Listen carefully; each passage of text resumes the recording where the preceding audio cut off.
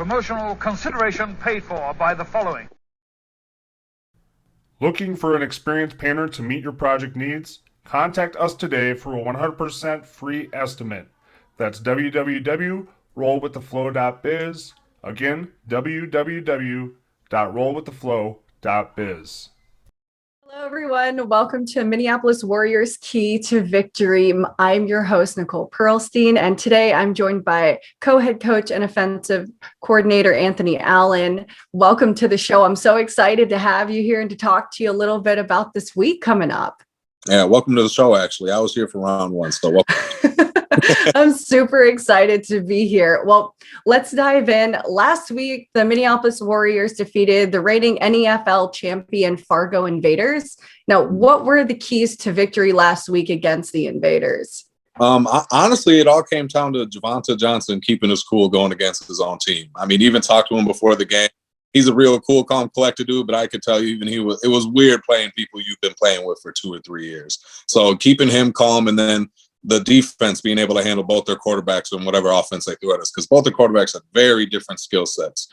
And then containing John Bond. I mean, I heard about this guy. He's been a baller in semi-pro for a long time, but man, you throw within 15 yards of that kid, he was bodying our DBs, and we got some really good defensive backs. So containing those, the QBs, the wide receiver, and getting points on the board, because that defense, they're a very, very talented defense.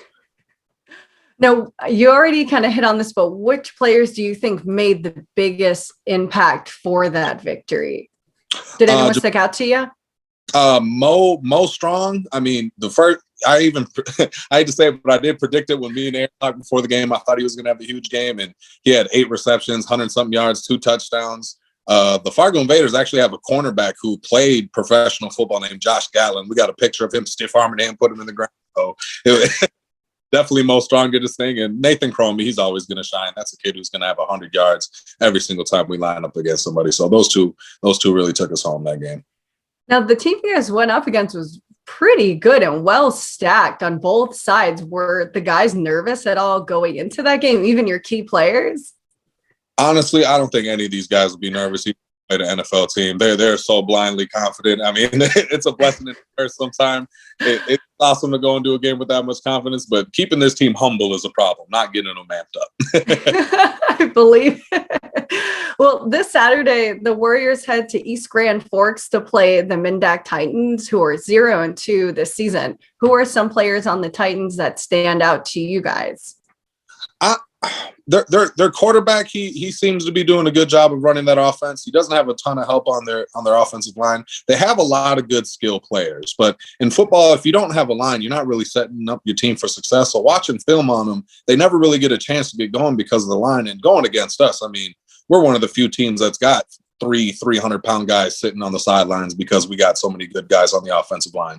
And our defensive line rotation is ridiculous. I mean, we got Brandon Tanzett, Kellen, Tyler Bortle, Aaron Berg, Kirk Eggleston came back last game. He's coming back for him. He's been a semi-pro legend.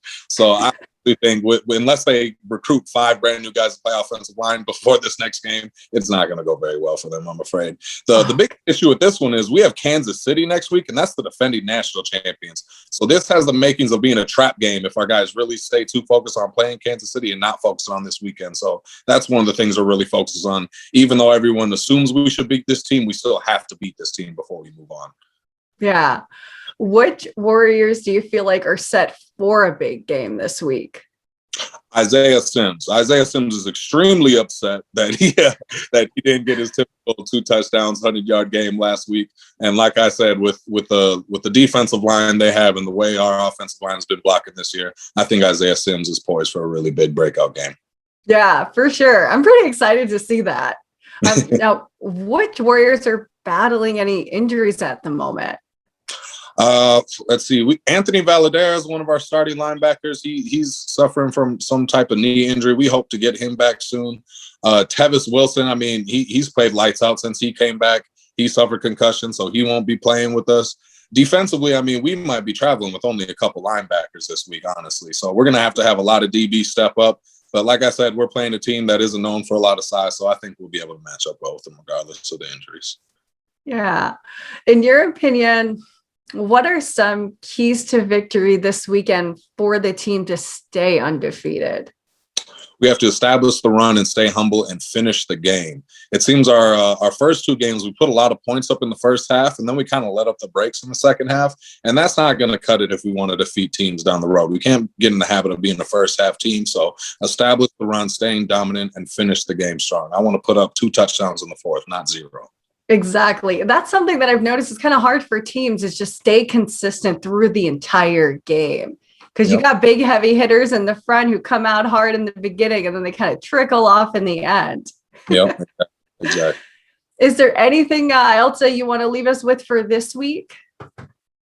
No, you asked a lot of great questions.